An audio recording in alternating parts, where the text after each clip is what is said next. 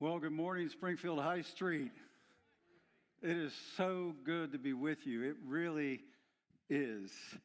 I am celebrating with you all that has happened over these years. Isn't it amazing when you look back and you begin to realize how God's hand has been with you and how he's been moving in this place? It's just so exciting. And this is a day of celebration, and I want to celebrate with you. You know, is anybody here a runner? Yeah, okay, a few of us. You know, the reality is what's so fun is not the run for me. It's how I feel afterward. Because all those endomorphins kick in, and that sense of well-being starts to hit me, and all is right with the world. And you know what? I love the end of a run. You guys have been on a long run, and you've come to a place where you've hit the finish line for that phase, for what God was doing in that moment. And you know what? You ought to just soak it in. This is that moment. That's what today is. And I'm so excited. You guys are leading the way in our tribe, in our district, in this town. You're reaching people for Jesus. And it's so exciting. I want to celebrate Pastor Marty. You know, this doesn't happen without a God-ordained leader who's leading well. Yeah.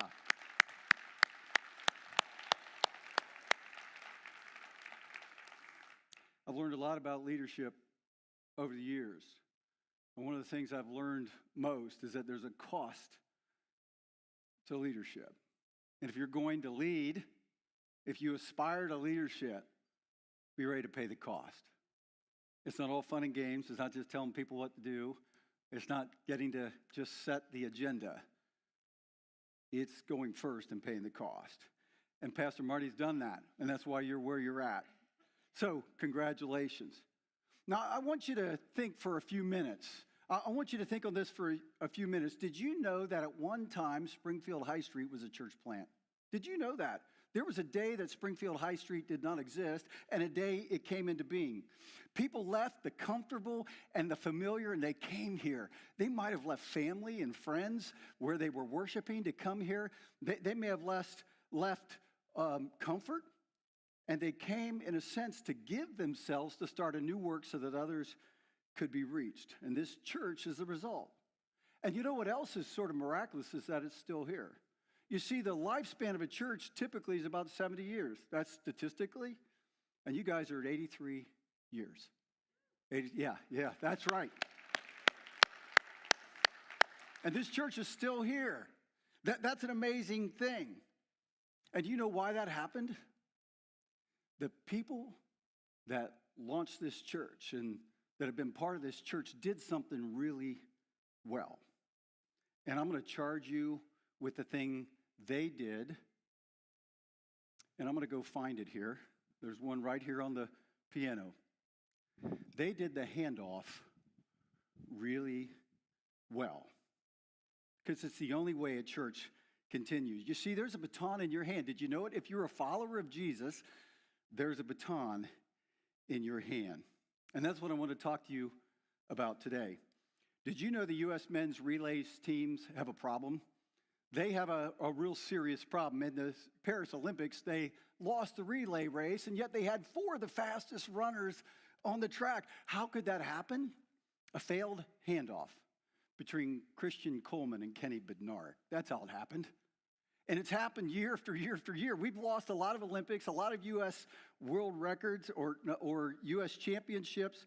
And the reason they lost was because of the handoff. And you know, churches lose because they fail to do the handoff well. And if we'll learn how to do a handoff, the church can have an impact in our communities beyond anything we can imagine. The problem with the handoff, the consequence of a bad handoff in a race is you don't get the gold medal, right? You don't get the championship. The consequence of you and I not handing off our faith in Jesus Christ, not handing off the church to the next generation, what God has given us, and handing that to someone else, is that families aren't restored, that the sting of death isn't erased, that people don't experience all that God has for them. And they don't have a place like this that's healthy and whole, where we can gather together and do life together. The church only exists because of handoffs, good handoffs. Now, Paul talks about this in 2 Timothy. He's talking to his protege.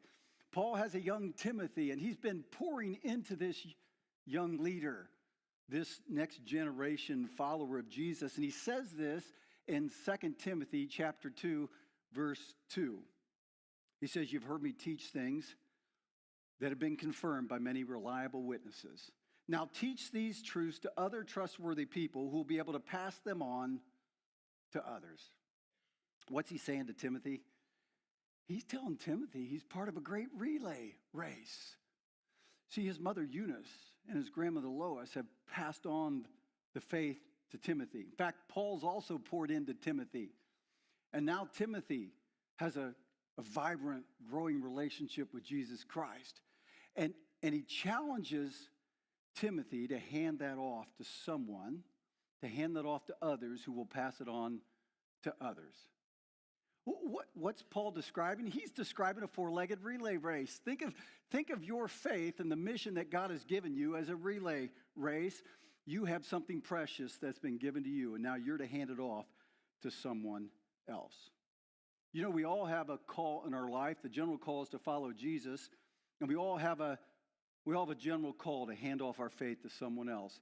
Some of you have specific calls. Pastor Marty to pastoral ministry, his wife Carrie to doing counseling. Many of you have calls in specific ways, but all of us have a general call. To me, that's the number one call that all of us have in our lives is to take the faith that God's given us and to hand it to someone else. And we do that by transferring our relationship with Jesus to someone else. My wife, when she was stay-at-home mom, and when we had kids at home, she would take potatoes and cut them in half, and they would make potato stamps. You know, the kids could cut these little symbols and shapes into the potatoes, you know, on the flat side. Then they would take it and put it on an ink pad, and they would get a lot of ink on it, and then they would transfer that and print it on a piece of paper. And they would do that with 2 or 3 potatoes, and all of a sudden you had this nice artwork. That's, I think, one of the great descriptions of what discipleship really is. See, we apprentice ourselves, and don't lose that word. I think that word has power. That we apprentice ourselves to Jesus, and we learn to live the Jesus way. There's a way Jesus has laid out for us to live that brings life and health, and we learn to live the Jesus way, and we build that relationship with Jesus. We apprentice ourselves to him, and then we take the DNA of that relationship, and we transfer it to someone else. We imprint our life on someone else. That's what the handoff really is. And I believe that's the best description of what discipleship really is. I was talking to Pastor Andy Renard not long ago. He's at our Fayette Church Nazarene, almost by Michigan land. So we tell him not to go over the line. Just stay careful. We don't want him to cross the border. He's the other Andy on the district. He's the cool one. And I asked him what his heart was for his church, and he said this. He said, "I want everyone in our church to understand that our mission is passing the torch, the baton, to the next generation." He's got it right. That's what you and I are to be about. Now, I want to give you some handoff tips. If the handoff is where we can lose it, if that's where we can limit what God has called us to do as a church and as a people, what are some effective handoff tips? Well, I want to say this today. The most effective way to hand off your faith is one-on-one. It's you apprenticing yourselves to Jesus and then handing the DNA of that relationship off to someone else. It's imprinting your life as a follower of Jesus on someone else. And that is so, like, if we could unpack that, we'd figure out what God has called us to do. You know, I've discipled hundreds of people one-on-one. And if I could only pick one thing to do as a pastor, it wouldn't be preaching as much as I love to preach. It wouldn't be leading teams as much as I love to lead teams. It would be doing just that, pouring myself one-on-one into other people. I've learned it's the fastest way to share the gospel, and it's awful slow. But it's the fastest way.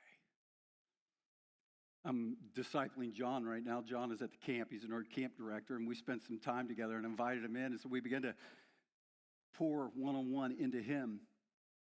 And we've done that. And you know what he shared with me? He said, I've never seen it all come together like that. I've never been able to pull it all together. Now I can. And so now the challenge has been for him to hand off his faith to someone else. And he's starting with a young camp leader just now. See, he's passing off his faith. The most fruitful part of my relationship is that. The most fruitful part of my ministry is that, because there are people who are now leading others one-on-one and apprenticing others in discipleship. Kevin was a friend. He is a friend now. But back then, he was just coming with his wife. He was a functional alcoholic, and he came to the church where I was pastoring. And I still remember he came because his wife was in MOPS, mothers of preschoolers, and he only came to appease her. He came about once a month. Their marriage is on the rocks because of the alcohol. He was about to lose his family, and he knew he was going to lose everything. And he started coming to the church hoping something would happen.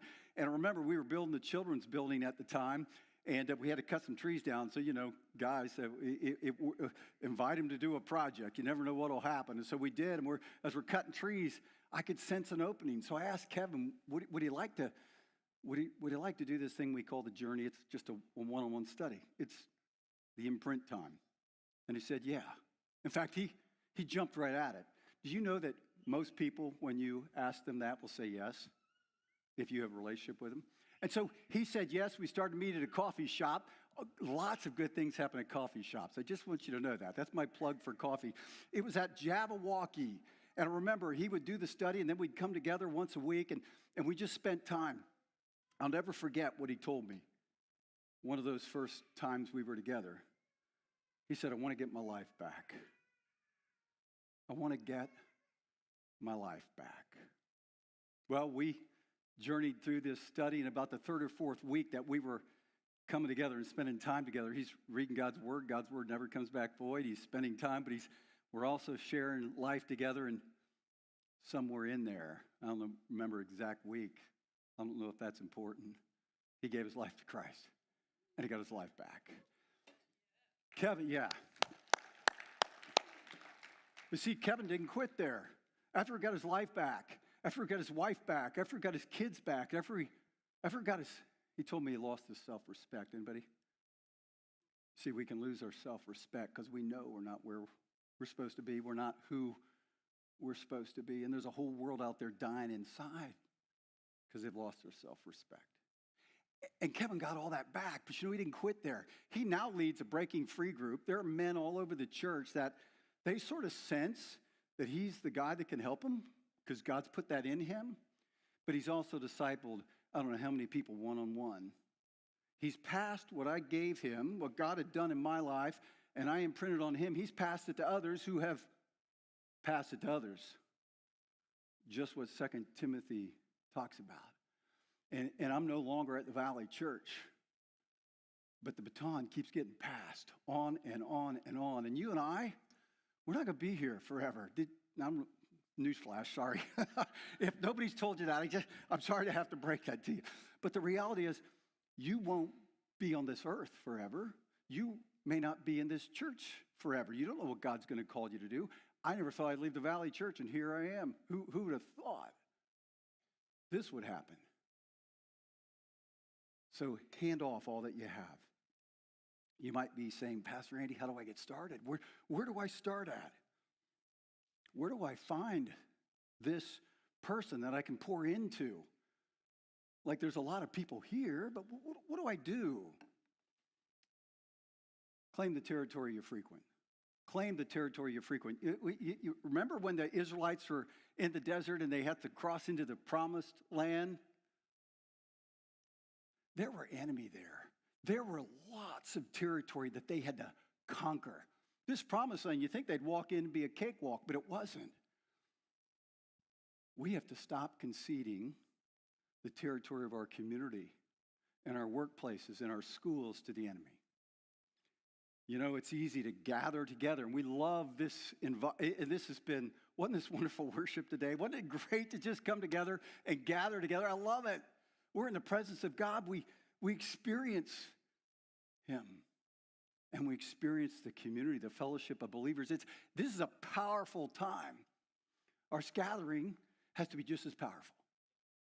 Our scattering has to be just as powerful. And how do we do that? We go claim the territories we frequent. You all go places. Make that a place that God's going to use you. I've chosen a coffee shop because, again, all things good happen at coffee shops. And I go to the same coffee shop. Instead of just going there and getting my coffee, I've decided to claim it. That's my mission field, one of them. And so I go to that coffee shop. I could go to other coffee shops I like a little bit better, but I most often go to that coffee shop because I see the same people and I get opportunities. I've met Heinz. He's the tall German who says the church will fall on him if he goes. I've met Jerry, the memorabilia collector. Then there's Damon and Cecily and their daughter Ching, who own the place. And then there's Steve, who used to go to church with us and doesn't anymore. And then there's Douglas, the homeless guy, who just died a few weeks ago. But I got to have 3 or 4 spiritual conversations with Douglas. Why? Because I was in the mission field. And I won't let the enemy own that. You shouldn't either. There's a coffee shop. There's a lunch table at school. There's a workplace. There's a neighborhood. I've started to learn to my neighbors. I'm using the Bless app. Maybe you've heard about that. But there's an app. It like shows all the houses around. And I've started praying, and I know them by name now. That's Jackie, and that's Andrew and Angela, and that's Evan and Kelly, and that's Johnny Klein. He's the recluse. And I can go down, and I begin to pray, and God's begun to open up doors. And now they're asking us to pray for things. See, that's what God calls us to do, is claim territory. You know, you aren't here by accident. I love what this scripture says. It says in Acts 17, he marked out their appointed times in history. That's rocked my world. See, I used to think I'm just here. You know, it'd been maybe 200 years ago would have been better, because then I could have walked with Daniel Boone and we would have had so many adventures. That's what if I was going to pick a time, I just thought that'd be cool, at least when I was younger. You probably think, maybe if I could have been born in that time, that would have been the golden era. What if I did that? Or what I could have walked 2,000 years ago with Jesus? And we all have these maybe. No. See, God has put you here.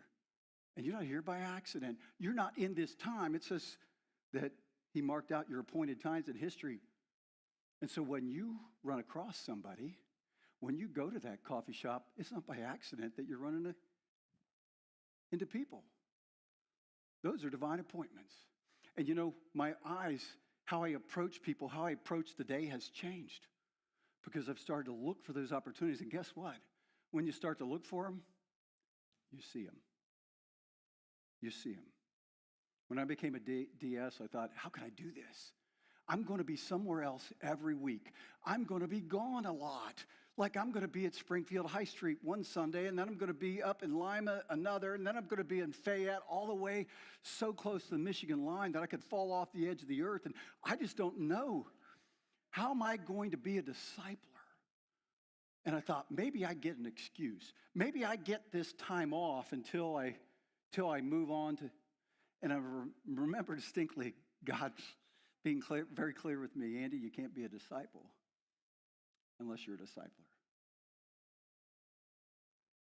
The most important thing you'll do, Andy, is disciple people, to share the imprint of your relationship with Jesus with someone else. Don't ever forget that. Don't ever get caught up and busy.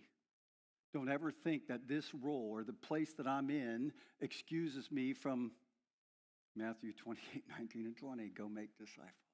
As you're going, make disciples. I'm living that because God won't let me do it any other way. So claim the territory you frequent. You just think, how many are here today? If every one of you claimed a territory or two, like we'd be saturated, we'd be owning this place. We'd be conquering the world back. Don't be scared of the world. Don't come in and hide from the world. Go out into the world. If you need to take a friend, take a friend.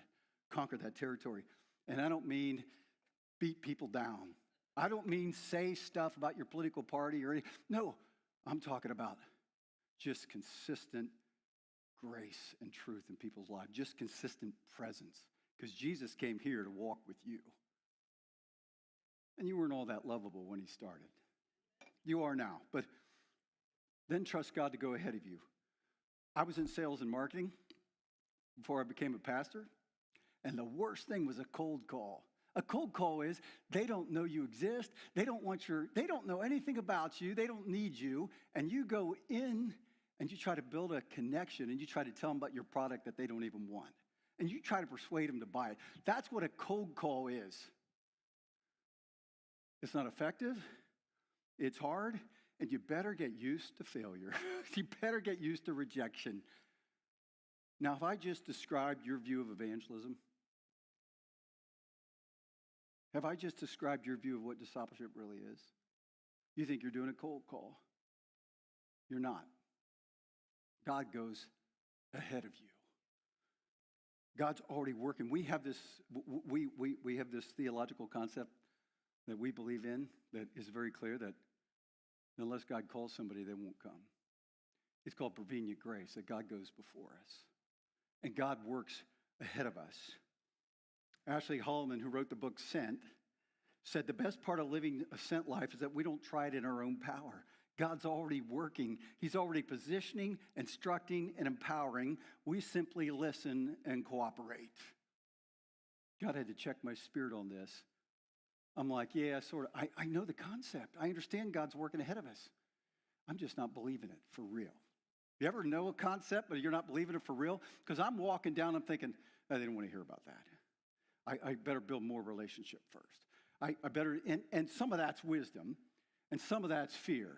Some of that's not trusting that God is actually working ahead of me. God's already moving in their heart. You're not making a cold call.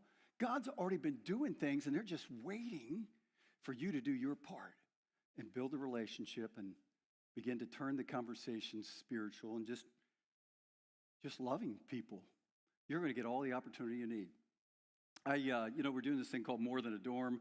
We're trying to build a new dorm because we don't have enough room at the camp. And so I made a cold call about 2 weeks ago to somebody that I know has accumulated wealth. And I met him in a foyer, and they gave me a business card. I don't know why, but they did. Don't give me a business card. You guys, don't give it to me because I'm going to call. So I call about 2 weeks ago. And I said, I need some help. I need to figure this out. And I know you've been an accumulator and you've given vast sums. You're God's businessman for a reason. Like you've moved the kingdom forward. Tell me, how do I do this? Help me.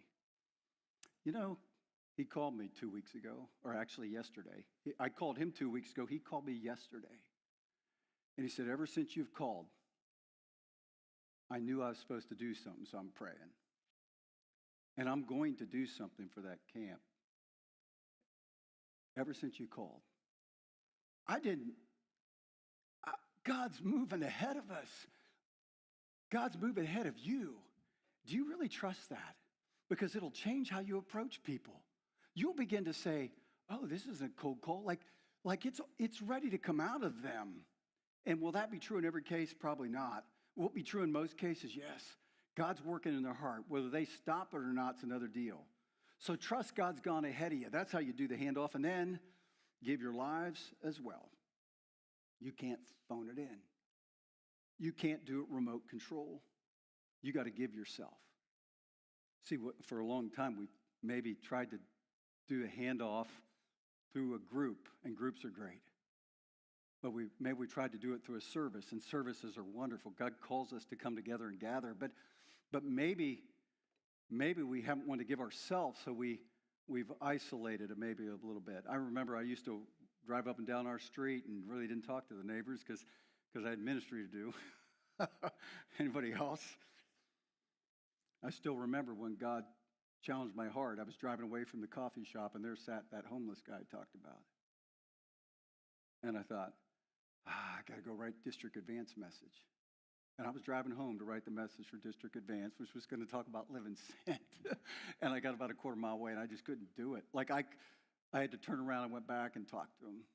And we broke some ice that day. I had to give myself. I just wanted to give them a scripture and move on. Anybody else?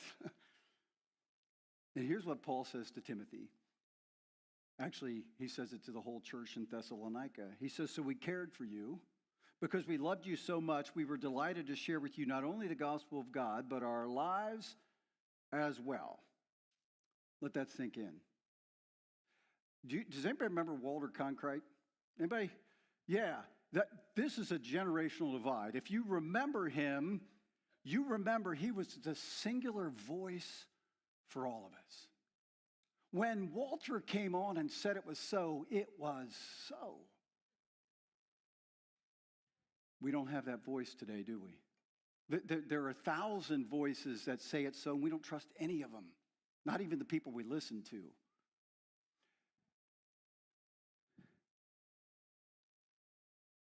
And people want to belong before they believe because they don't know if they can trust you. And if you will give yourself to someone, then they decide that they can trust you.